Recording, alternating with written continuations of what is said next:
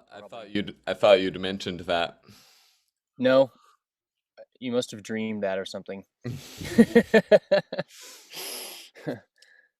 Okay, so what was your dream last night? So it's actually it's just kind of like this a lot of most of my dreams are just like weird images. They're just like one single scene. It doesn't have like a lot of fantastical, doesn't have like a plot. It's more like a haiku. This dream was basically it was you it was you and me, and we were like going in to apply for like some kind of loan to like a bank. And so we were it was for the podcast, it was for Attractor, and we went into like this bank, and like the man who was working at the bank was like a cartoon, he was like a cartoon Monopoly man. And it was actually like, but it was, what was weird is that it was like some kind of magic realism thing, because the rest of the bank was completely realistic, like a normal building, normal desk, normal everything. But for some reason, this Monopoly Man guy, he was like two-dimensional, and he was like floating around, and he had like a little top hat and a cane. It was just like moving around like some kind of ghost, and we were like talking to him. And there was other aspects of this dream that I don't really remember, but I just remember that that like there was all these weird numerological elements where like for some reason you kept trying to like, you were telling him that you thought the name of the podcast should be Attractor 4, and I was like, no, it should be Attractor 11. And and as soon as I woke up, I was like, no, this is literally proof that dreams literally are bullshit sometimes, because there's no way in my waking brain that you would, I know you would think that's a bad idea. It's a terrible idea. Tractor 4. Yeah, 4. What is 4? And then like I was like, well, 11's kind of cool, because 11, because from a certain point of view, 11, like 1 plus 1 is 11 from a certain point of view. From like a string concatenation point of view, it is. So I was like, okay, so at least like there is a sort of a, but then I was like, no, no, I'm thinking about that because of Ocean's 11. It can't be Attractor's 11. 11's already a fucking thing. So I realized that I seriously think that like the vibe of the dream is, I felt like we were being taunted by the Monopoly Man, where like Huh. there was like this, and this is, I only realized this in the last 5 minutes as I've been thinking about this dream, but like the whole time I felt like that like we were approaching like some kind of edifice, and we're like, we have this Attractor thing, and the Monopoly's man's like, no, no, it's not good. You need extra numbers. Change it, change it. And we're like, no, no, and we're like grasping at straws. And I was like, no. So I think like I think the moral of the story is that fuck Monopoly Man. Don't listen to him. He has no idea what he's talking about, because he's just sitting there with like a calculator all day, and like I don't know. It's like this tension. Maybe it's like this tension between like artists making things, and like, or just creators generally, and like trying to like mold yourself into the shape of a system that's like, to like monetize things or whatever. Um which I don't know. At the end of the day, I think actually you're gonna monetize things better if you ignore all that stuff, and then just have confidence in what you're doing. Yeah, I agree. Um, what would we do with a loan for the pod? I have no idea. No, I think the loan was a symbol of just like trying to get permission for something or something like that. Maybe Yeah. that's what it was. Yeah, we certainly I are don't think we, not we do not need a loan. we are certainly not asking permission to start spouting off. Um, No. if if we had startup funds, I I would immediately buy microphones that were good and a camera that was good and put money like a couple $1,000 into advertising. You're saying you wouldn't buy real estate in San Francisco? What are you? That's kidding. Yeah, no, that for real advertising. Like YouTube. if we borrowed $5,000, then I would put it all towards that and it would be able to be paid back. I don't know. I've never thought about loans before. Couple years? Honestly, the concept of a loan for a podcast is a weird idea.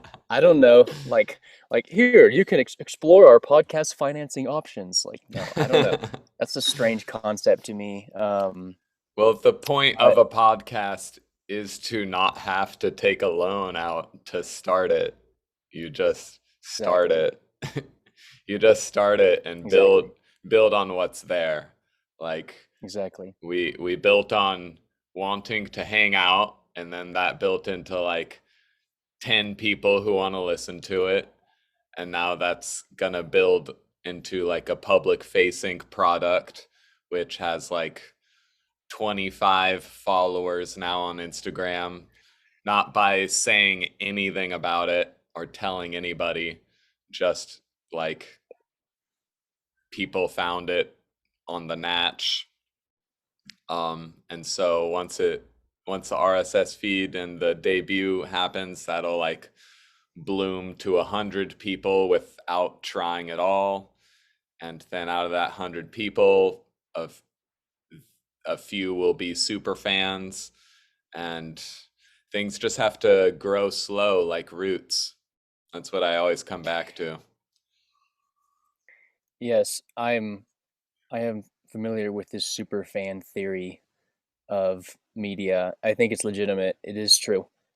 Maybe one out of a hundred is a super fan, if that. But those super fans are so valuable because, I mean, really, they're the. I mean, another way of looking at it is those people are the only actual. Those are the real fans. Everyone else is like kind of a consumer where you're like, oh, this is nice, but I'm not. And the Yeah, point, the exponential aspect of it comes from the super fans. No one else is gonna spread it by word of mouth except people who really like it. exactly, 100%. Um, yeah, I was. It's almost like a critical threshold. I was listening to Alan Watts has this interesting distinction between like growing versus building things, and among other things, one of the distinctions between growing and building is you can kind of think of it as like building is kind of like an outside in process and growing is kind of like an inside out process Yeah. where like a plant grows from the inside in a way where and it's kind of undirected in a way whereas like building is yeah you're more like you're starting from the surface and you're creating successive um layers of detail. And yeah, I mean, I don't know. It's funny how we are. This podcast was already at such kind of a is it a fairly high level of development. I think before we even thought about how to organize it consciously. So it was kind of starting from a good foundation. I wouldn't say it's entirely an organic construction, but it's more like at this point, it's like a bonsai tree where it was growing and we've applied like a trellis and are trying not to kill it by over controlling it. At least that's why, I mean, I think a lot of things are that way is that like you can't over control things. Although I'm not really one to do that. So um, I think it's fine. So what do you want to talk about next? So let's go with one of your. So I have all the prompts here. I feel like you have more to say about that literature thing that we discussed on the last salon. The question of literature's place in this new world, on account of the multiple prompts you have sent about it. So I'm curious. Well, I'd still like you to go in first with your thoughts about it, because I guess you do talk a lot at the salons. You did at this last one, at least, compared to what you usually do. But the impression is still of having no idea what you're actually thinking about it. So I want to know where, if you feel like we came up with any answers first. So first, a meta comment. I feel like at the salons, I'm talking like I'm talking almost to the people that are there more than I'm talking. I'm speaking more to what the like I feel like I'm playing a game with the people who are there more so than I'm trying to get at the question, unless it's a question that's very close to my heart. And this literature question is something that I'm more kind of curious to like. It's not a question that I would come up with, and so Sure. I'm kind of like approaching it from the perspective of like, well, how do I contribute to this question without being an asshole and just like, well, like basically doing something like force the mode of discussion into what propaganda is. And like basically like take the Yeah. question, be like, I don't understand this question. Okay, I'm gonna reframe this question as something that I do want to talk about. Um, so yeah, Well, I have an answer off the top of my head from your point of view. mm, Like, okay, well, what are the books that Stewart's actually talked about? He's talked about debt the first 5,000 years or something, yeah, a and you've talked about Sapiens a little bit, little bit. and but Debt was a very influential book, and it introduced you to that author who's been a very influential person to you. David Graeber, yeah. Although it's not that's not really literature. It's more of a nonfiction um, treatise. I mean, there's a certain part of it that's literature because it's definitely not like a dry academic text. It does take it takes an artistic point of view, which is to say that it synthesizes humanistic elements and his personal values in the narrative. So it's not like it's entirely objective, which is, you know, a compliment. But yeah, it's not literature in the sense that it doesn't have characters, doesn't have a plot, things like that. It's not clear to me whether I'm interested in answering the salon's question of where's literature's place in the world of today, or if I'm interested in where's the place of the written word itself in today. Right. Like it seems like people generally have room, like you have room in your constellation of thought for like, I don't know, maybe one or two main books. What are like the biggest books that have influenced your life, would you say? Well, that's one of them. Um, Yeah. there was another book that I read one time that was called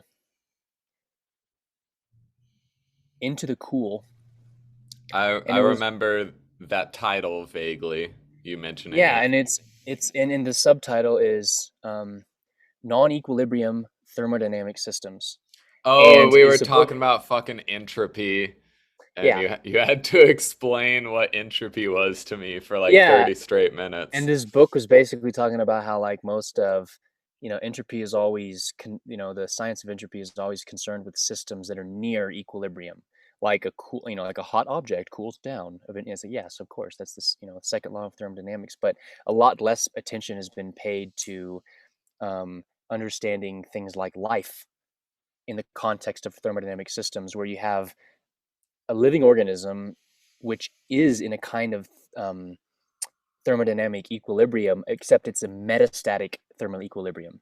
So it's like in the sense that like, you're constantly taking in energy to maintain your homeostasis. That is equilibrium. It's just equilibrium that's very far from the kind of thermal equilibrium that characterizes non-living systems. And I don't know, that I think that's such a fascinating concept because it unites like economies, living organisms, brains, um, other. It's a unified theory. Yes, and I think that's what it is that things and same it was the same with debt. Debt united the kind of social and financial systems in my mind. And so when I see someone who has an idea that basically says, "Okay, here's a bunch of things that look different, but really if you shift your perspective, they're all the same thing." I go, "That's what I'm paying attention to," because I'm always trying to reduce the like to like sort of see that everything is the same thing. I think that like if you took this to an extreme perspective, you would understand that like really everything in the world really is just um a kind of nested um it's really just nested ecosystems. I think like I think seriously everything down the entire stack of the universe is just nested ecosystems. That's my personal feeling on it. But you know, different books make that case very convincingly in different contexts. What's dangerous about that is symbolized in the use of your word just in that description. And Yeah, oversimplification right. is the danger there, because this is a vastly complex universe that is guaranteed to grow outside of our expectations and outside of our wildest hypotheses we're able to project on it. It's guaranteed to be weirder than that. Um, so it's useful. These philosophies that integrate seemingly diverse phenomena are useful if they help you feel like you can understand a new piece of information and uh, and go out into the unknown to answer questions, but it's dangerous if you use it to blank out the necessity of forming new hypotheses in the face of brand new information. You're completely right.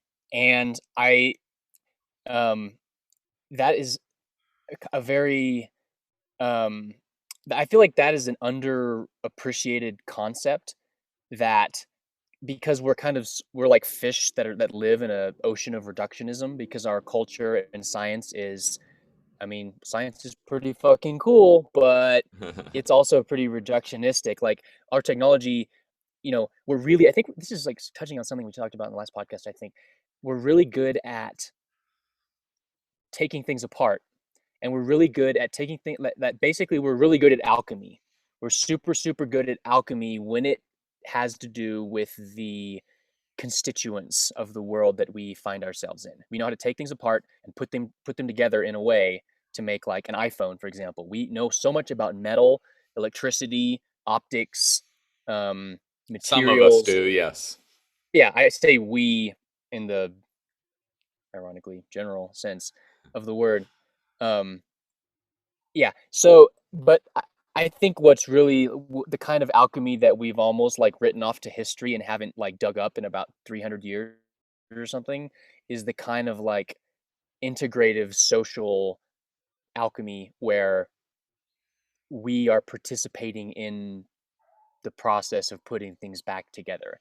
And it's really not back together, it's more just together to begin with. Um, yeah, it's almost like we're kind of like unconfident in like that we're doing the same thing. Because like, isn't it really just, you know, like if you form like a community or like even an abstract something like literature where you have characters and you have a plot, that is kind of like you're weaving something out of what you have, just, you know, the contents of your mind, and you're not paying, you don't have like this reality that you're comparing things to every step of the way. You're like, well, literally, if you're writing a book, you can come up with anything you want to. It's a kind of world building thing. Um, and I wonder if maybe the reason why that world building thing to me seems less compelling than I imagine it would if I were living 50 years ago is because I feel like reality itself, just living your life these days, is very distinctly, it feels like you're living in a narrative thing. And so I'm almost more interested in like hacking the world itself than I am creating, you know, fantasy worlds. See, my way of learning how to hack the world is by learning to build new worlds.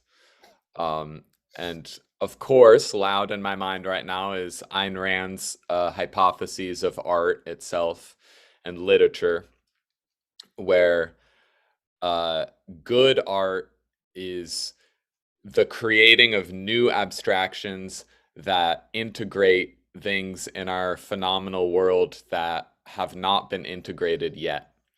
So in Atlas Shrugged, she creates literature is important because the creative aspect, and it's valuable to us if it integrates diverse, unconnected things. So she used Atlas Shrugged to illustrate for you via a brand new abstraction the way that a steel manufacturer is the same as a concert pianist, is the same as a railroad magnate, is the same as a architect, is the same as a painter, um, is the same as a mother raising a family. These She created a new abstraction where they are all doing the same thing. And so I picked up on that in response to you saying we are good at breaking things down, but we do have to, I think we do have to use the creative faculty to bring things together, to continually bring things together in a new way. Yeah, I agree with you. And one thing I was thinking about when you were saying that was that, you say you use the kind of, you're obviously referring to your work when you're saying you're creating worlds. And I think that music, I mean, I don't know if you're referring to writing or you're referring to music, but I think at least in the case of music, I think there's something a little bit different there because music isn't the same experience of literature. Music, I don't think it requires you to put as much um, like you don't have to voluntarily enter into the world in order to experience the world is kind of coming at you. um that like when I've listened to a few of your tracks and stuff like that, it's almost like, of course I can put myself into a space, I can bring a little bit to the table in terms of my sensitivity to it, but really what's going on is that I'm receiving a download of a very structured um, kind of um, technology that like a phenomenon that is like I could be like it could change my mood, for instance. Like I could be like in a bad mood, but then I hear something and I might put me in a worse mood or a better mood or you know what I mean? So it's like I think music is fundamentally more like it doesn't require as much input on the part of the experiencer. So maybe what you're doing with music is a little bit closer to something like performance, where um, I don't know. To me, literature just seems dusty. I guess that's what I'm getting at. Literature seems like a technology that is is not um, almost like suited for the times we're living in because it's so And requires so that's much. that's what presents me the necessity of asking the question, what is the place of literature in today's world? Because Yes. if there's going to be a place for it at all, it has to be created. I have to make that answer myself, I think, with other people who care about it. Um, I mean, most simply, I think just better books have to be written. Like Yeah. people people have a real hunger to explore brand new worlds. Like you saw people read those terrible Game of Thrones books, and each one is like 1,000 pages long and has all these characters interacting. So even with poor execution, that was able to hit something real in people. Uh, the super fans of the people who watched the TV show read the books. Um, where I want to go next, though, it I don't even remember anymore where it came in to our conversation. Maybe about the long cool. Is that what that book is called? Into the cool. And about entropy in general, Yeah. um, and about how the world is constantly going to present us with things that force us to create new hypotheses of the world if we're going to integrate that new stranger information into what we've experienced historically. Yes. Um, and because the price of not doing that is throwing away novelty if we're unable to create the new context that includes that novelty. Yes. And so this is the spirit of my prompt I gave you about alien influences. Let's see. Yeah. My prompt reads mutant elements loose in our world. Mutant elements. They defy us by being exceptions to what we hold as fundamental. But those mutant elements, I think, are ongoing and are there to be found. And my prime example in my own personal life is these fucking Jane Roberts books that she apparently channeled in the 70s and would go into a trance while her husband dictated what she said in that trance, and she would have almost zero memory of what she said, and the collected works would form a very clear, beautifully written novel that continues on Carl Jung's teachings Wow. in this vastly expansive, incredibly practical way of teaching you how to live a human life. Apparently written by nobody. It just it just appeared and I have the physical books of its appearance. That's amazing. You still there? I'm here. Oh, that was weird. Somehow there was like background noise and then it stopped, so I wondered like maybe if that was um yeah, I'm gonna have to read those Jane Roberts books, man. Um It I fucks you up. It supremely fucks you up. If if you read their interspersings of how their night goes, and then they write, and then the voice started talking. Here is what it said. And so if you decide to believe that Jane and her husband Robert are telling you the truth about how this happened, then you're forced to confront something that's basically unexplainable.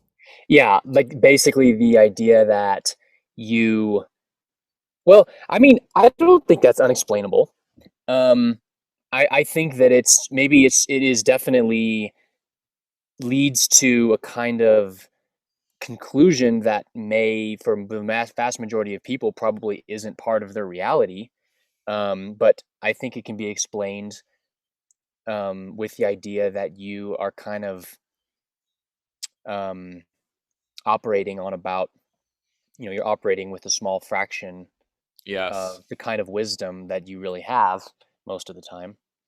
Um, and I mean, you know, people have who have taken mushrooms have related this experience of hearing um, a voice that speaks to them in English, um, say things that are like quite clear and logically structured and reasonable and not at all, you know, machine elf giverish or anything like that, but just rather just like a voice saying, you know, like just explaining. And I don't know. That's never happened to me. I've never heard like a voice, but I've definitely experienced times in which um, I sort of feel like there's a much, much smarter, wiser part of myself that um, doesn't usually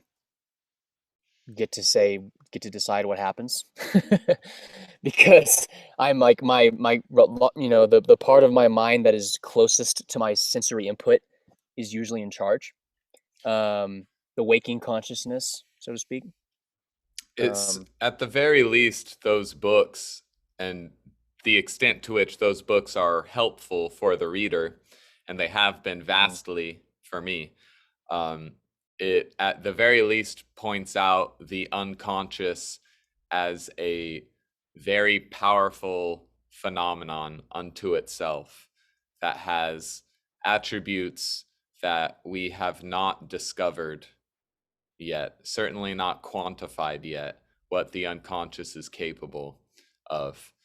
We can certainly see intimations of its vast, vast intelligence by observing what our DNA is able to do and what our mRNA and DNA replicators and Yeah. proofreaders are doing this very moment within our bodies.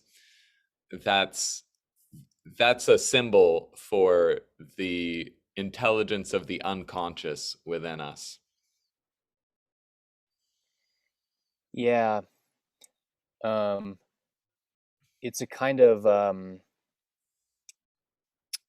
uh, I think this makes, I mean, if you think about it in an evolutionary context, I think it makes a lot of sense that the reality that we experience is kind of like a pared down version. It's like a survival optimized mode of our consciousness that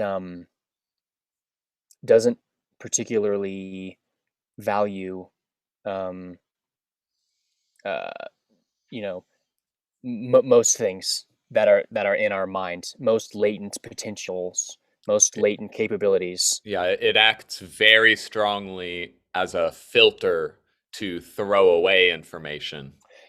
Yes, and you know that's I think in order to explain the situation we're at, you have to think of this survival thing in kind of like because humans have lived in different and very different environments for a very long time, and we're very adaptable as a species, and so that leads me to suspect that this whatever prerogatives are responsible for reducing our conscious potential or unconscious potential into the kind of conscious experience we have are probably general enough to apply to various environments, and so we pick up on the cues of our physical and social environments to inform what that reducing valve should look like. Because, I mean, certainly if someone's living in a different environment, to them, survival is a whole different set of things to pay attention to than what survival to us means to pay attention to. Like, for instance,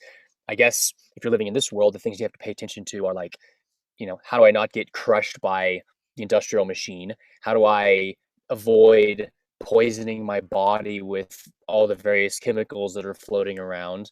How do I avoid going to jail? How do I avoid being ostracized from my, friend group or whatever, which has is a totally different, today you'll be ostracized for very different reasons than than Mhm. you may have been ostracized in the past for various reasons. Like, I it's don't like, know. hey, today it's totally fine. You can be, I think there's a certain sameness to what turns you into the outsider in your community. well, There's of course there's a sameness, but the specific manifestations of what it is depends how yeah. deep you want to go into this. Like, you can be a witch nowadays. In fact, being a witch is encouraged. A few hundred years ago, I don't know about that. I think you can say that you're a witch nowadays, dressing up as a witch is encouraged. but I think it's still the same as before. If you were an actual witch, Yeah. then you would start to have some real problems with your community. Yeah, I think we're still I feel like we're still persecuting actual witches. Yes. Yeah, we are. I know what you're getting at, and I completely agree with that Yeah. perspective. If you take a general, like, a witch as someone who subverts people's reality, and Yeah. yeah, right, And which defies it with some brand new novel vision from left field that's yeah, disruptive. yeah, Um, that is one thing we have in common with our ancestors. I'm quite certain is a we don't like it when people disrupt our mental models of the world. I don't think anyone likes that. I don't. I think our fear is programmed to dislike it, but I think people with a little more wisdom have learned to celebrate those disruptions. Yeah. Uh, I don't believe. Granting that your brain is enacting constant filtering out processes to keep the level of reality that you're perceiving down to manageable levels. Uh, what are some brand new tools of the last year that you've used to open your aperture towards perception? So, um, uh, staying up late at night has been one thing for me that has really helped. Um, I think that having a regular sleep schedule is super overrated, and you need to throw yourself into uh, kind of more unexpected situations. At least for myself, um, for some reason over the last year, I've only been able to get real thinking done after the sun goes down.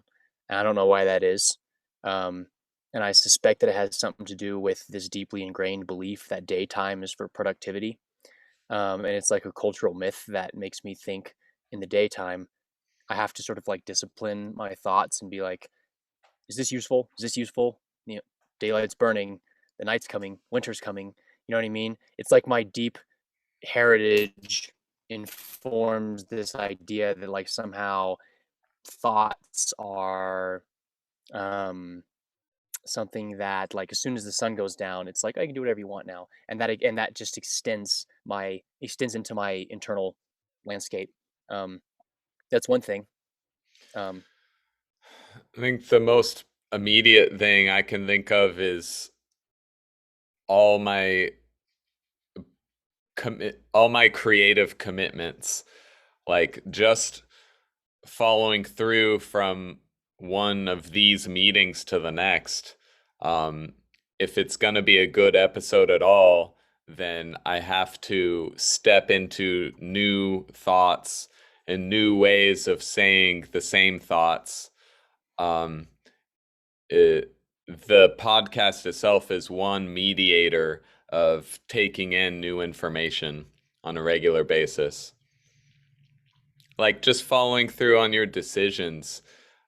You make decisions based on the new situation you're faced with and what that requires from you to make sure you are thriving in those new conditions. So you make decisions about what you're going to do next, and then actually doing that decision unfailingly presents you with a whole new set of brand new information you would not have gotten without actively engaging the world in that way. Absolutely. Yeah. You know, it's one of the things that you said one time. I think it was years ago, but this was like back when we were like at the Naked Lounge, just talking before we even recorded any of this stuff. One of the things, the most valuable ideas that I've gotten from you is this concept of prioritizing thoughts that are generative, where like the idea that, because I never really thought about that before, that like just the extent to which something could lead to other things is itself kind of like a quality or a metric that, apart from any other judgments about whether something is good or bad or useful or not useful, or you know um, anything like that, just the fact that it opens doors and doesn't lead to dead ends is a great. And yeah, I don't know. That's a lens that you can apply to a lot of different things. You can apply that to lifestyles. You can apply that to attitudes, relationships. Um, Generativeness, I think, comes with the very um, convenient property that if it is a dangerous idea and you're pursuing it nonetheless, you're going to find out real quick due to the exponential of nature of things. Like, you know, for example, like smoking meth is kind of generative in a very short term sort of. It will lead to new experiences. If I've never smoked meth before and I start doing it, I'm suddenly going to have a very different experience. I'm going to go like, wow, look what I've been missing. But at least all indications would seem to suggest that that little exponential gain of generativity that you get is quickly going to be, that exponential curve is going to get shut down real fast by the fact that all the other doors in your life are closing. So, you have to go into that generative. It takes a certain amount of awareness and wisdom to be able to avail yourself of that. Let's follow where the paths fork thing goes. And, that's why you can see, I think that's why people who are feeling unconfident and depressed have the hardest possible time making decisions that would open doors because they feel like they can't handle the doors that they're inevitably gonna run up against. Sure, yeah. Um, Uh, you choose something. um, so I guess that kind of is almost like, well, it leads into this prompt I had as curiosity as the antithesis of dogma. Um, I was kind of thinking about another way of like another word for dogma is certainty. And another word for curiosity is uncertainty, or like an embrace of uncertainty. So you're either curiosity is kind of embracing uncertainty, and dogma is kind of embracing certainty. And it's I think that that's very interesting to think of dogma as kind of a defense mechanism against a world that is offering too many possibilities. And the more I look at things that way, the more I see that maybe the reason why we have such a massive increase in ideology in the last 10 years is just because we have an incredible amount of doors that have been open to us in the last 10 years. And so people are kind of taking refuge in a culturally constructed, pared down version of reality that they feel like they can handle. And maybe that's to blame, um, because a lot of people have said a lot of things, myself included, about the way that social media is structured, specifically how it creates ideology. But maybe it's even deeper than that. Maybe there's another more significant, fundamental appeal to, um, to like group think that's just due to the fact that we're living in an alien world. Um, and these alien intrusions have become kind of faster and bigger and more frequent. And it seems like, like every 2 years now we're getting kind of thrown into an alien world that Sure. increases the need to think something. Certainly. Sure. Yes, we are aliens in an alien landscape in that it's a novel situation that we're in. It's completely novel to Right. be aware of the existence of all the other humans on the planet at once, and not only be aware of them, but have a cultural injunction to see them as sharing some kind of fundamental sameness with yourself. And that's brand new. And the planet like is literally traversing brand new places in time space. So that's like a symbol Yes. for the new situations we come to as a species with each other. Um, and that curiosity is a really important flashlight. And Jordan Peterson's admonitions toward regarding your fear and regarding the underworld come to mind, where in his mind, one of the most effective ways to widen the aperture of your perception and raise the ceiling on your productive ability is to identify where your underworld is and identify which place of the forest seems darkest to you, and then voluntarily walking into it. And curiosity can be one tool you take with you into those things, um, because there there's mainly just one force acting as a limiter in any like actual detrimental way, and that's your fear. Hmm.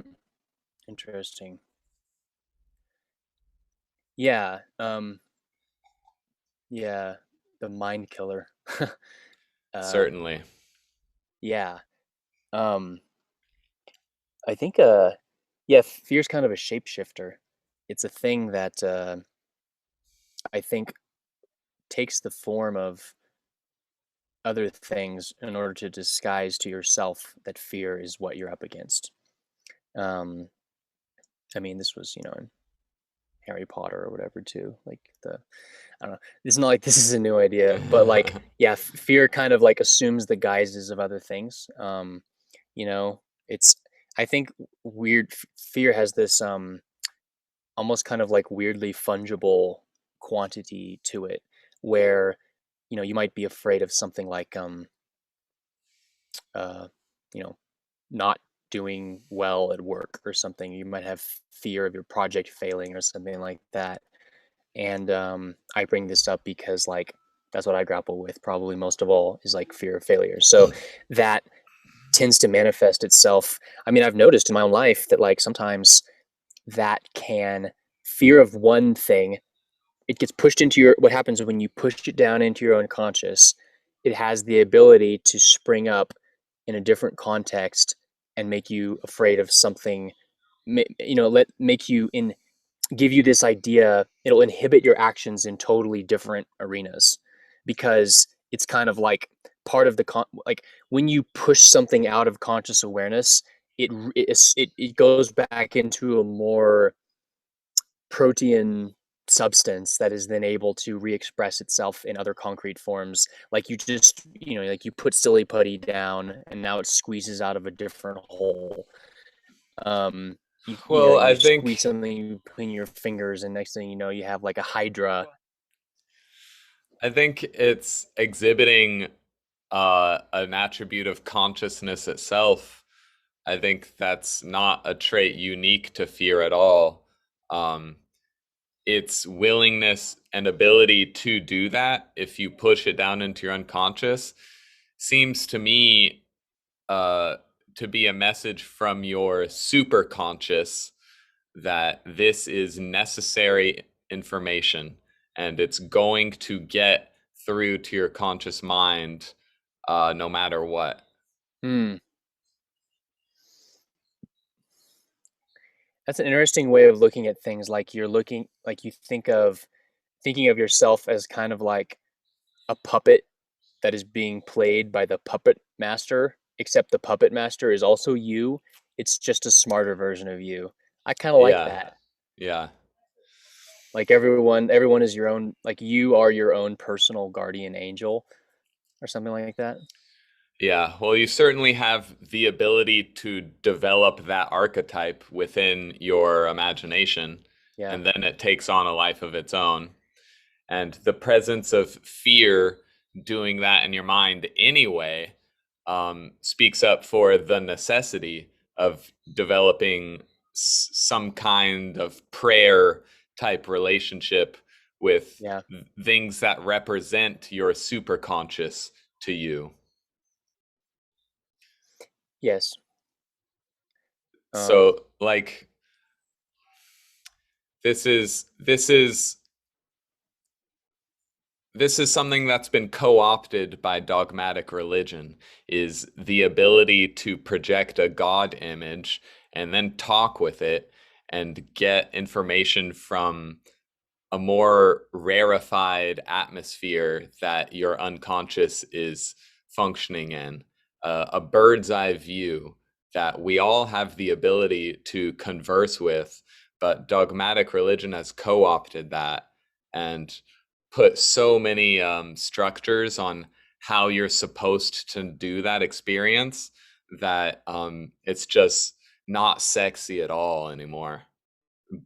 It dogmatic religion doesn't understand that any legitimate relationship with something transcendent has to be a very personal thing that's based on your own rules, that's based on your own terms, that is built voluntarily by you to deal with standards that are completely your own, not the standards of the dogma.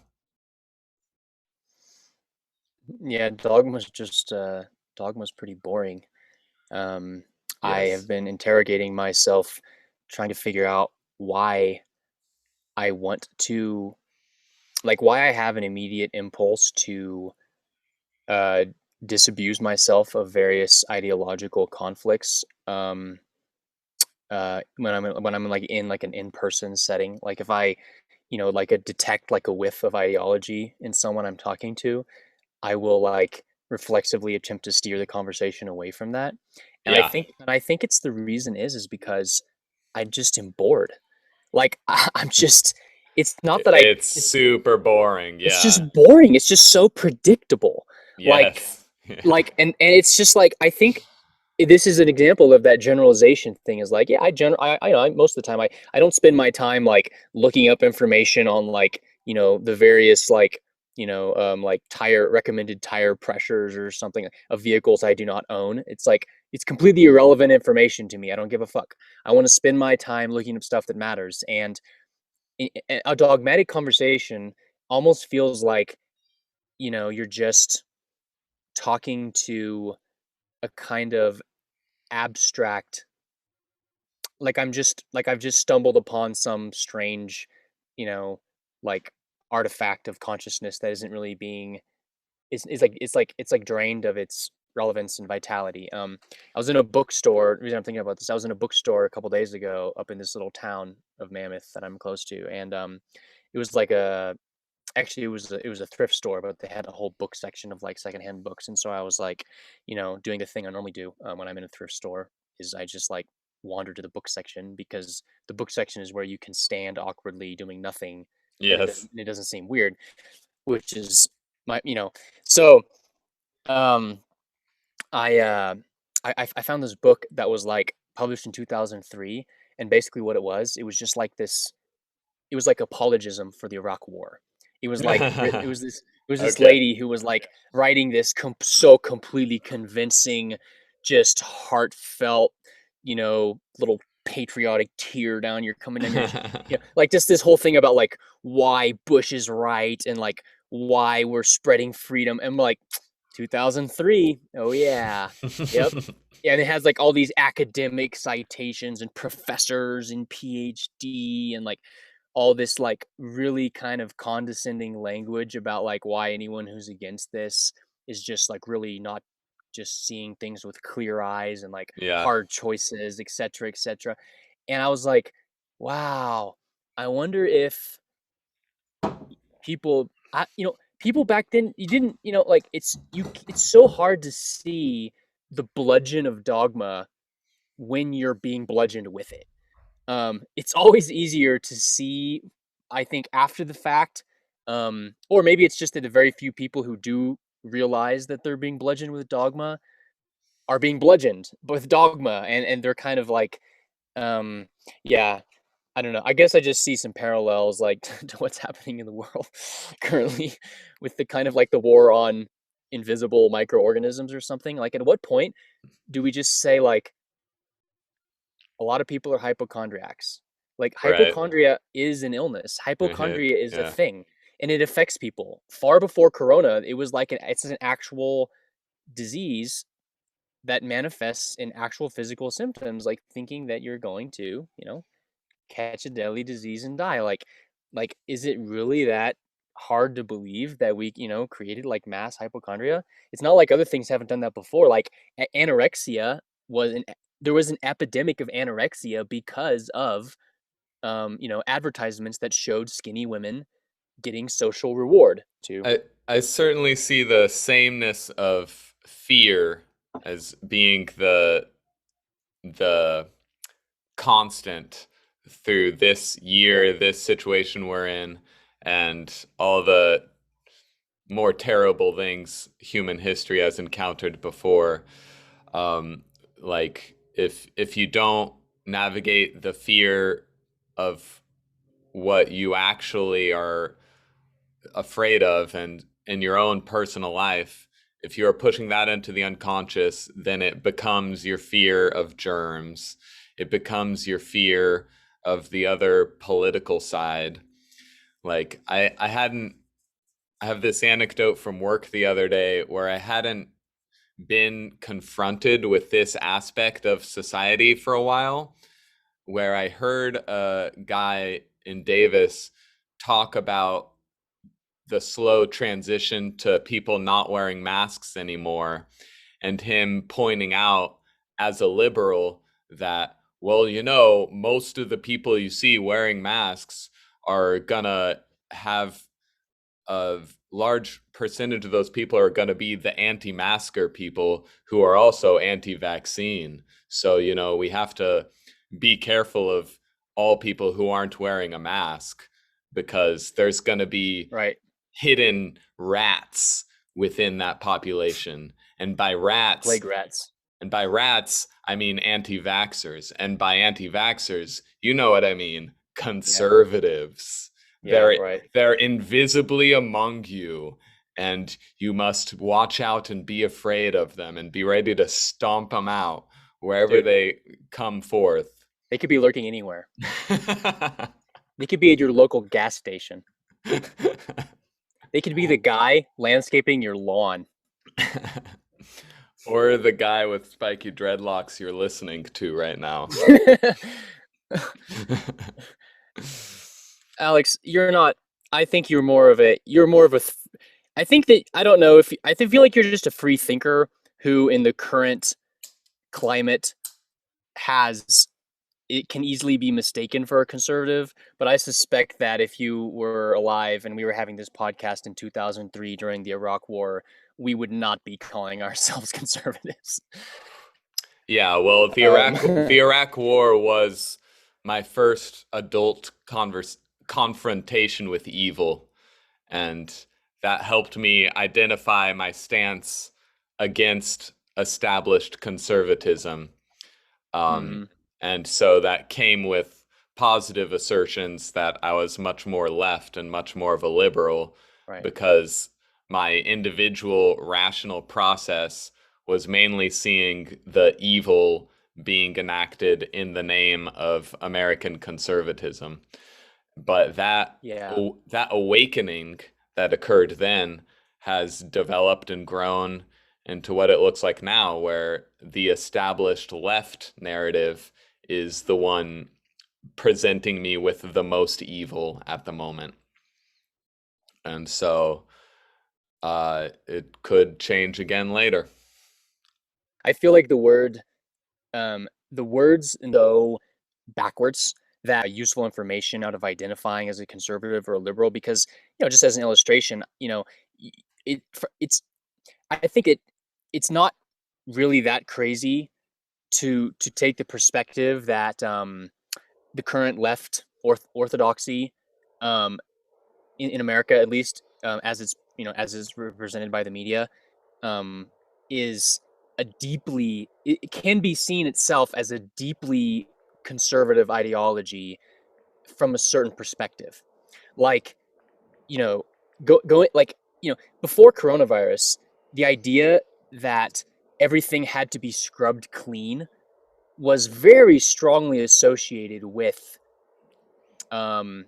people who thought that like AIDS was because of a bunch of dirty gay homosexuals in San Francisco fucking each other all like it was this parallel between cleanliness and virtue has been associated with conservative people for a very long time.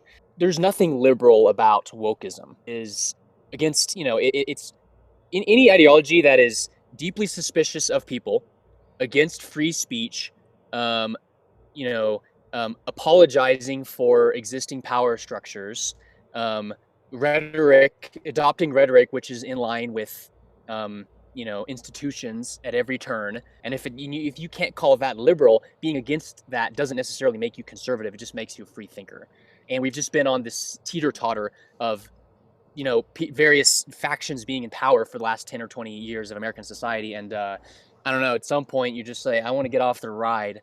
I don't necessarily need language Sure, to describe myself. I'm just going to call it as I see it. And if you want to label me as a conservative, like, fine, I don't care what you label me as, but um, sure.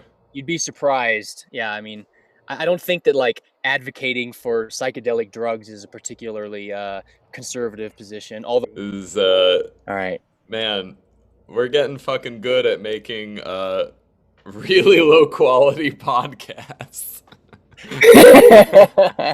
Hey, the thoughts are high quality, at least. That's what we got Um, going for us. Yeah.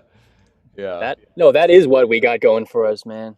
Um, See what we're gonna yeah. need. What we're gonna need to do is have you take a couple pictures of the desert, and then I'll just put a nice wide shot of the desert over this part. No, yes, and the desert represents my unstable internet connection. No, it's great. Um, no, So that is true. The desert's really beautiful. Yeah. yeah, it really is.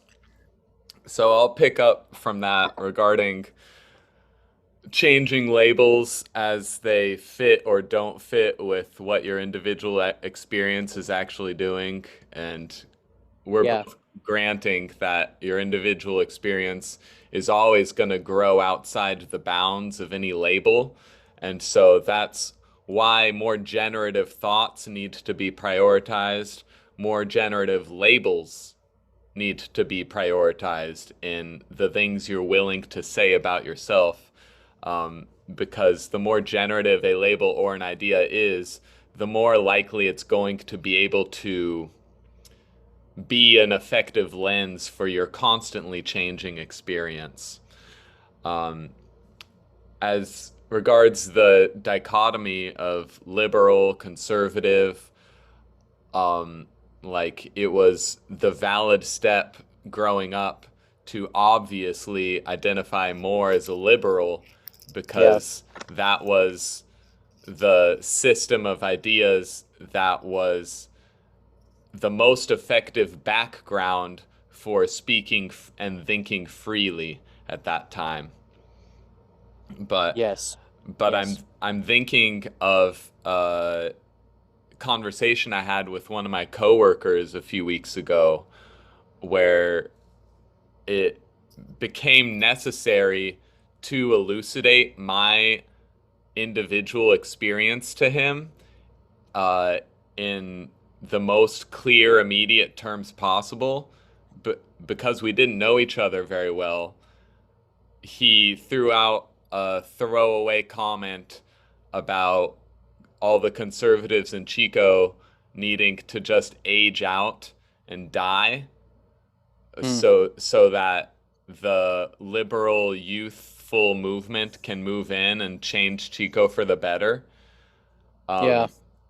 It became necessary. If it was going to be a real conversation, I just had to put my finger on the sore and go, that's me.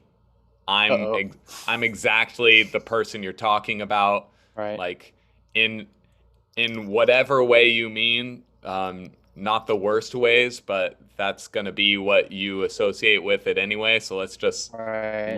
let's just look at it right now. I'm the conservative you're talking about right now. And Right. obviously that's not true. These labels are never accurate when you're talking about them in a derogatory way.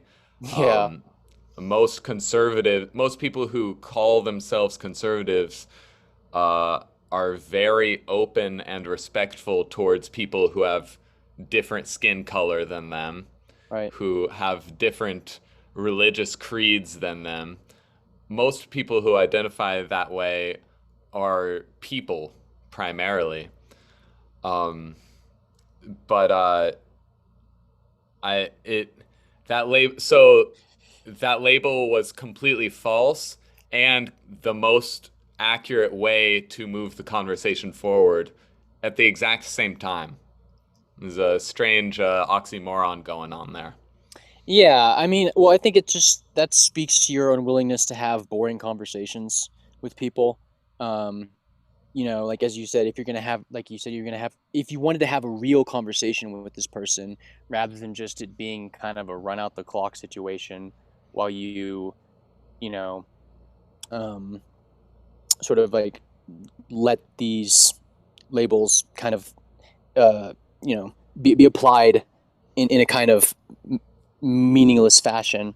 Um, you know, it, I think maybe almost like a good way to sort of tell like what is the prevailing dogma is the people who feel confident saying making generalizations and accusations without worrying that they're going to make anyone mad. Because like if you'll notice, like it's really, really, really common for people to be like, well, conservatives, this or that. You know what I mean? And they don't ever really. I wonder if like how many people don't realize that the people they're around are just kind of biting their tongue when they say something that's like kind of like woke, woke aligned or whatever. You know what I What's mean? one of the craziest things about those generalizations is the exact derogatory generalizations liberals make about conservatives are the exact same fucking derogatory generalizations conservatives make about liberals. Yeah, It's fucking mind blowing, and you're not even aware of that if you're a liberal who would never listen to a conservative point of view, or vice versa. These camps just have no fucking idea that they share so many of the same values and are pointing out the yeah. same evil. They both understand the evil of dogma. It's crazy. Well, it's like, yeah, sometimes I feel like I'm sort of caught, I'm being like crushed between two icebergs. Except, and like these icebergs are like having like a fucking clash of the titans, but what they don't fucking realize is they're both fucking made of ice. And it, Yeah. and it's like, you have, yeah, you have the people who are usually kind of arguing from a perspective of dogma have so much in common with each other from the perspective of personality and attitude. They're very similar kinds of people who are distinctly lacking in curiosity, and maybe that's an unfair generalization, but it seems from my perspective that almost a more useful kind of like way of sizing up whether or not a conversation is worth continuing is just like how open the other person is. It's not really how right they are, it's how open they are. Like, you know, like who would you rather have a conversation with? Alex Jones or, your average Chico State grad student person who has just gone Who through thinks a all master's literature is propaganda? yeah, or that all of Western civilization can be compressed into a couple one-liners about how, um, you know, we're bad and the rest of the world is good. You know what I mean, or something like that. Or conversely, how any group of people can just be summarized in a single, like with a series of little like, you know, quips. You know what I mean? Like I don't really want to. I don't want to unfairly malign academic people, but I've just seen this kind of very, ironically, very simplistic views of the world, primarily Yes. expressed by people who are steeped in a kind of academic environment. And I don't know. There's something about the academic environment I think that kind of breeds this kind of self-assuredness. Maybe because doesn't it doesn't have a very good ability to sort of weed out ideas that don't make any sense at all. Yeah, we need if we're going to make any progress. I'm not sure I even care about progress. I'm Well, progress can only be achieved by a person in their right. own personal terms. Yeah. And general progress of the civilization as a whole is just a after effect of individuals pursuing their own careers. Yeah. That's how you do good for mankind, in my opinion, is to make personal missions and then complete them to the best of your ability. It is so generative to do that, and you learn so much about the world by engaging with the world in that way and following through on your creative projects. And everyone around you gets so much information to help themselves by watching how you navigate your thingy. Exactly. I know. Um, I wonder if in the maybe what we should do is just start kind of like prioritizing um, personal narratives as opposed to um, impersonal narratives, and arguing about people rather than ideas. I think that'd probably be a step forward. Like, maybe maybe the end game, the end result, if you take the evolving media ecosystem to the limit, is that what's going to happen is that individual people will become the kind of arbiters of the types of personalities that we use in our kind of like language of what kind of people there are. Like I'm thinking, for instance, like this sounds crazy, but like what if in the future there's like the PewDiePie party, and there's, I mean, well, there already is the Trump party. They're not like Right. it's a cult of personality, or like how that's what's going on is that there's kind of, or like with coronavirus thing, it was like the Fauci party, like where you have these different big personalities that almost their particular quirks are the provide like the aesthetic background to the kind of people that align with them. And maybe that's fine. Maybe that's better because at least these personalities are more kind of like tractable, given the hardwired machinery that humans have to evaluate individuals. I think maybe it's a good thing because, like, these abstract things like socialism, capitalism, things like this, they're really hard to identify with, and so you need avatars that represent them, and that's what we're doing. Is we're finding avatars that represent all these political ideologies that we feel that we should be either for or against. So maybe just dispense with that formality and create a more diverse, sort of embrace a more diverse ecosystem of like, well, this person's a weirdo, this person's interesting, let's see what they have to say. So I think that'd be good because then eventually what you'd end up with is just kind of like an ecology where boring dogmatic people don't get anywhere, and that would probably help the world. Except the only way to accentuate that way of life in an effective way is to clarify abstract ideas that make that possible. Like that discourse and interaction with different individuals historically has only been made possible by the Constitution of the United States Yeah. and writing it on paper that your individuality was more important than the government, was more important than religion. Your individuality and your ability to think freely is more important than those things.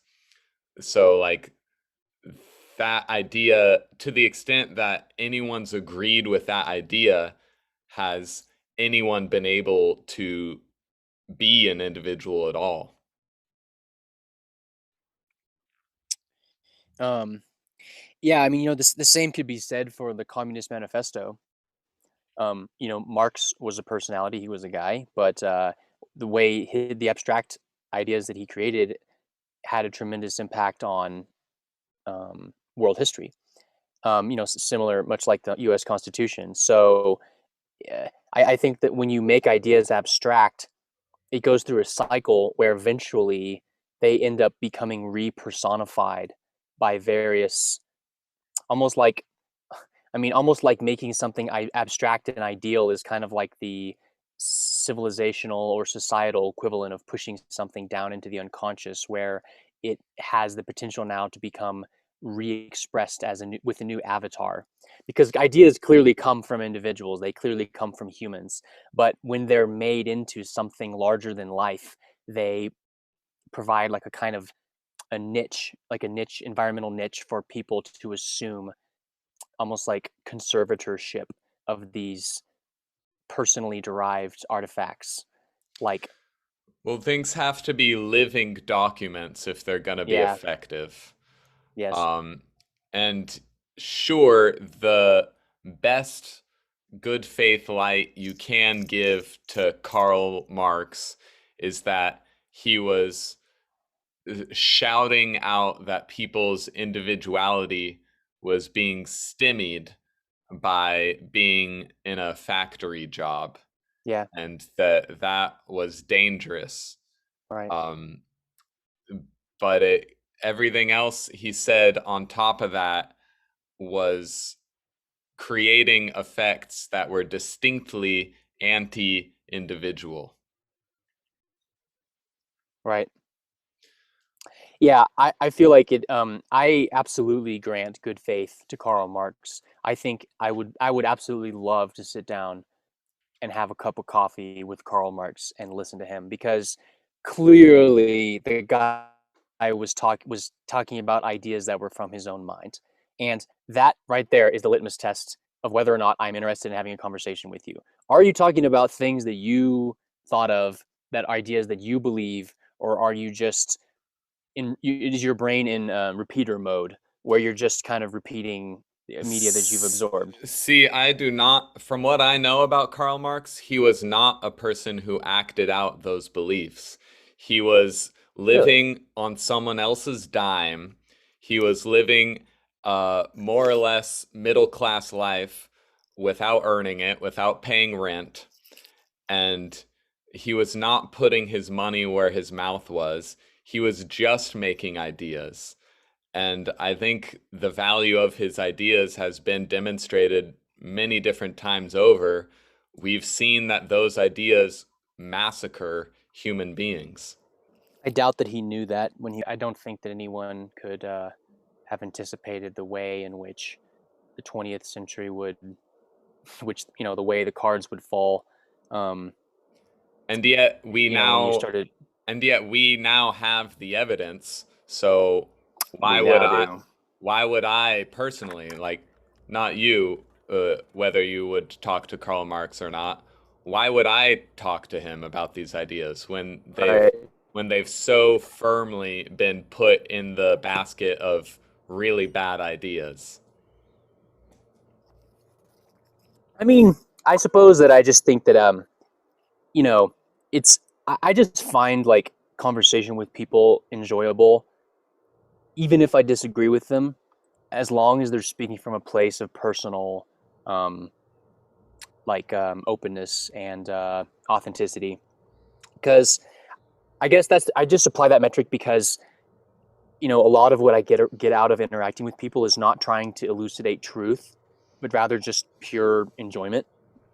Um, I just think it's entertaining. It's just fun. It's just gratifying to interact with people who are just another human brain that's kind of creating more space in your consciousness. Because like if someone authentically disagrees with you, that creates a tremendous amount of space in the same way, perhaps even more than if someone authentically agrees with you. See, But both see of those, the crucial thing there is authentically saying what they think. And from yeah. what I know about Karl Marx's actual life, I don't think you would experience that with him. Like, Oh, really? yes, Interesting. Okay. yes, it's a better conversation. It's more enjoyable when someone is telling you their truth and what they believe and how they're living their lives. But it's a bootless conversation, or rather, it's not authentic if they're talking about ideas and saying they believe those ideas, but then not acting on them. The most obvious metaphor is any college bred 20-something-year-old person who's panning all of Western civilization as primarily imperialistic and destructive and evil, while completely living the capitalist American life, and literally would not be able to stay alive without the structures that they are panning. So Right. that's not an authentic voice of voicing those ideas. Like, yes, I would be interested in talking with anyone, even if they disagreed with me, if I knew that they were talking from experience. I agree with you there. Yeah, yeah, I agree. They kind of what goes on now is it's a very deeply compromised discourse that borders on a kind of like I don't know, it's almost kind of pitiful in a way that yeah, you know, yeah, this kind of reminds me of this article that I read that was kind of like talking about the different communication styles that exist in organizations and in societies. It's kind of like a theory of communication styles for like kind of like the class structure that exists within like either society or within an organization. And it was using the show The Office, the American version, as a kind of like a palette of characters to illustrate these different types of modes and Modes of what again? Sorry. communication styles. Yeah. So and the communication styles kind of like map to a kind of class structure that's being hypothesized. I found it quite compelling. And basically, what it is so you kind of have like three levels of people. There's the people in the bottom who are kind of like the losers. There's the people who are in the top, and they're like basically running the show. And there's people in the middle who are kind of trapped within a fantasy reality. The central point of the argument is that the people on the top and the people on the bottom are living in reality, whereas the people in the middle class, the petit bourgeois, in the language of Marx, are in a kind of like fantasy reality where they're kind of catered to and coddled by the people on the top and the bottom of the hierarchy.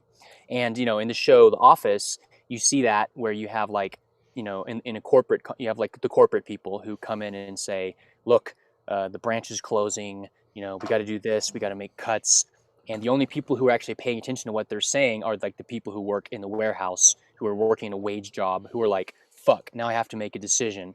Whereas the people in the middle, like, Michael or the various people in the office are like, no, no, no, that's not true. We just have to do some, it's like a kind of ineffectual, um, kind of like retreat into fantasy world that characterizes their response to reality. That Because, that mhm. this is coming off as a gross overgeneralization of reality that does not match with my experience at all. There are people disconnected from reality in the middle class, working jobs that provide no real value. Yes, but most people in the middle class are working their fucking asses off and making a life for themselves. Just like people at the top have people who are dealing with reality and making a life for themselves, and also there's people at the top who are just parasites and completely disconnected from what's happening. And the same two subsets are in the lower class of people too. That doesn't seem accurate at all to say that it's mainly the middle class that isn't affected by reality.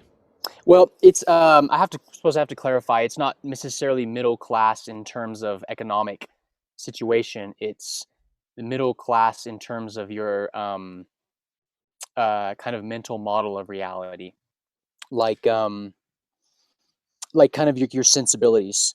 Um, And you were starting out this anecdote to presumably illustrate how each group talks differently.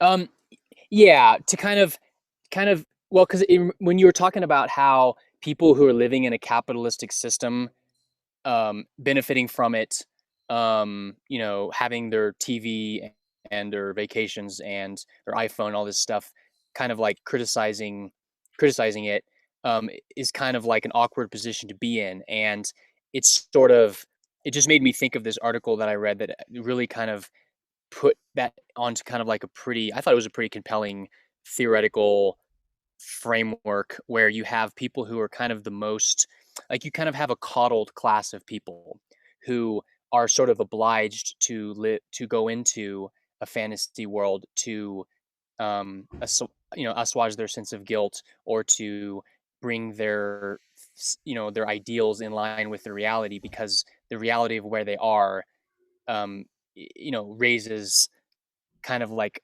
contradictions. And so I think maybe that's why, like, in any good theory kind of has like can explain a range of observations. And so I'm thinking of kind of like Silicon Valley. Why is Silicon Valley, why are they the biggest virtue signalers on the planet? Well, one reason might be because they are the most economically ascendant people on the planet, that they're getting the most money, they're winning the economic game, they're right at the tippy top pinnacle in terms of how much money they get um, from the current system, and yet they're like the biggest critics of it. So either these people are just really, really, really coincidentally more perceptive than other people, or something about their position as winners gives them the creates the incentive to sort of criticize the means by which they are winning. And it's just a very strange inversion of class politics compared to what has happened in the past, where you had primarily the economic losers agitating for class revolution, but now you have the economic winners agitating for class revolution. So I just wonder, like, it's a very strange situation. I think you have to have a different you have to have like a new model of looking at this um, to explain what's going on. Well, do you have any last prompts you want to dive into? No, that was about it. Political equality as an example of transhumanism. Right. Okay, that was one. Yeah, it kind of speaks for itself. Political equality is a very unnatural state of affairs. Well, And my very we're very kind of first like, my most immediate thought right now is what's I asked myself what creates political equality. I went straight to, well, the ability to make money. If to the extent that you have the ability to make money, you have the ability to create political equality with other people. And so property rights is one crucial prerequisite to political equality. yeah, I would agree. I would agree with you. I would also say that, so like, they're kind of a self-reinforcing system, is that in order to be able to have the kind of society where a person can make money, you have to have some measure of political equality. And then in order to have political equality, in order for that to be a sustainable system, the ways in which people make money need to kind of be on a kind of level playing field. And there's a positive feedback tendency to where when you start undermining political equality, it just hands more and more and more money to people who cheat. So it's kind of like your operating system is political equality, and then the various games that people play within that operating system, positive sum games, are premised upon the integrity of that operating system. Doing things like maintaining property rights, for instance. How cool will it be when we start turning a profit on this thing? It's going to be so meta.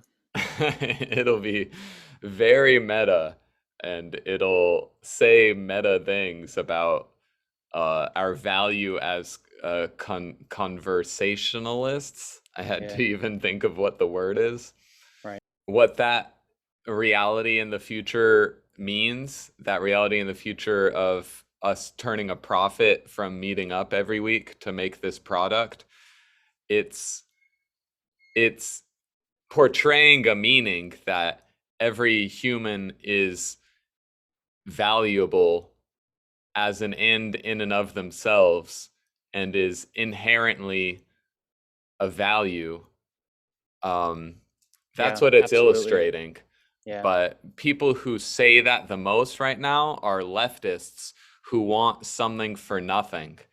And they want to say that they are inherently of value, um, but then they expect money to just like appear in front of them instead of believing that and acting that and making it true with their own valuable work. Yeah, it's kind of like an appeal.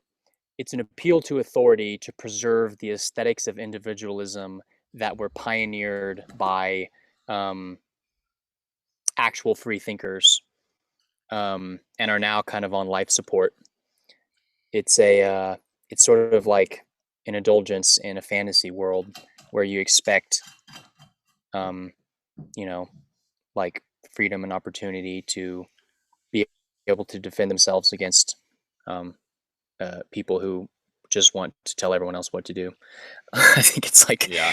it's like you got to ask yourself, are you a control freak? Yeah. That's the number one question. Do you have a desire to control other people's behavior? Like If you know, if yeah, you were actually of inherent value as an end in and of yourself, then you wouldn't need anyone around you to do anything for you. No one around you would need to change their behavior to make you okay if right. you were actually of inherent value unto yourself. Yeah, and not trying to control people is kind of the bedrock thing upon which like genuine relationships are like predicated, to begin with. So, sometimes when you say like, everyone being an island unto themselves and everything, like the standard retort or criticism of that is that like, whoa, that's an alienated world. Don't we all live together? Aren't we part of a village? It's like, well, yes, but the thing is that unless you think of yourself as being valuable, you can't really make that idealized utopian community that you so wish exists. You're almost like trying to, if you're advocating for people to kind of like um, downplay their individual value and you just want to skip straight to the community part, you're going to find that your community looks an awful lot like a tyrannical, um, Yes. not non-productive, deeply shitty, unenjoyable, rigid hierarchy, because those are the types of communities that form from people who don't have depth. Yeah. If you take a bunch of people and put them on an island, and the primary thing all these people have in common is that they really, really, really want someone to tell them how to think, well, then that's exactly what they're going to get. And the end result is going to be really boring and not a fun place to live. Totally. Yeah. I always think of Lord of the Flies. Even though it's not, I don't think super great characterization of human nature. It's a fun thought experiment. I think that book is a very negative and Yeah. inaccurate view on what humans do with each other. Me too. Me too. I think we are inherently good. And one point that Michael Malice had recently on one of his talks is people are inherently good and inherently cooperative with each other. Um, Partly because that's how we want to be, but also practically because it's just too expensive to play zero sum games with each other and to pursue violence. It just costs too much. Yeah. Yeah. I'm gonna have to give Michael Malice another chance. I'm gonna watch that interview. I watched about 10 minutes of it and I was pleasantly surprised. I like Michael Malice when he's in this constructive tone of Yes, you know yeah. he has a lot of things to say. He's a smart guy. I think he does himself his like rock thrower personality is not as interesting to me personally. He speaks in absolutes in a way that I've only ever seen myself and Ayn Rand speak. So it's really refreshing to listen to someone else who uses absolute objective statements not as a way to bludgeon the person they're conversing with, but as a way to express themselves and connect with the other person and dance with the differential that those two point of views create with each other. Yeah, Like instead if of you, just kind of like a wishy-washy thing where you don't yes, end up saying anything. Yeah. yeah, if you're a fence sitter, then you're not going to be a very good conversationalist. But if you can hold this delicate balance of very firmly believing in yourself and very firmly knowing what you think and why you think it, dancing and in tension with curiosity and openness and a meta intention to learn more, then the conversation can go even further because you know you're right and you speak from a place of rightness, But you simultaneously also know that you need to become more right because you're wrong about things right now. Yeah, if you're really curious, you should try to figure out what it is that you're wrong about, because that's the most productive thing you can possibly be doing at any moment. Is I don't know. I think that's a side effect. Like, I think mm, a higher priority needs to be clarifying what you know in the most bedrock shit and seeing what that illuminates. And yeah, as a side note, like a side assumption is uh I will be grateful to find out more things that I don't know. right, Um, but that can't be the top of your conversational hierarchy, right. um, because that just corrodes away the certainty of anything you actually come to in terms of new knowledge. Yeah, and you know what the polar opposite of this is having whole conversations devolve into just the definitions of words and why Right. and why you know what I mean? That's like the most boring kind of conversation is the kind of thing where instead of actually talking about anything, you're just talking. And it's like I don't know. I notice I think in terms of improving the salon, for example, that is particularly an issue when you have a conversation amongst people who don't know each other. Like you and I have been talking long enough that I understand how you use words, and so Right. we don't fall into that quagmire as often. But like when you're in a group of people, it's really hard to get through that initial thing where everyone's just feeling out like, wait, are we going to have a conversation about vocabulary this whole time? Are we going to talk about the definition of propaganda, or are we going to, um, get into some kind of like, I guess, like positive statements about reality? Um, and yeah, maybe the solution is just to like not use super charged language. Maybe just like, you know, avoid words like socialism or something that are just gonna trigger people, you know, to go into a huge debate. Sure. Um, I yeah, think maybe opening up a salon with like what as clear definitions as possible, like yeah, the way we're talking about literature today is this and this and this, or the way yeah. we're talking about the written word today is this and this and this. Like some kind of setting the terms of the conversation ahead of time so that it's taken for granted that if you're in the conversation after that, it's because you're agreeing to use those terms. Um, Yeah, and, and yeah, like it's it's often the better way for conversation to progress with strangers, uh, to stay away from more loaded terms. But that can't be a limit on where the conversation goes. If the conversation is going to be forced into ideological terms, then the conversation growing from that point depends on you forthrightly engaging those terms and wading through that quagmire. there's kind of a huge potential to have really, really, really compelling group conversations by figuring out those, like what you just said, those basic roadblocks and figuring out ways to overcome them. Um, and I really look forward to the future where there's a kind of like sort of like democratization of the Socratic form, where you know at some point people are going to become bored and satiated with hearing people say the same things, and there'll be kind of like a high premium placed on novelty, as tends that's how usually how the world works.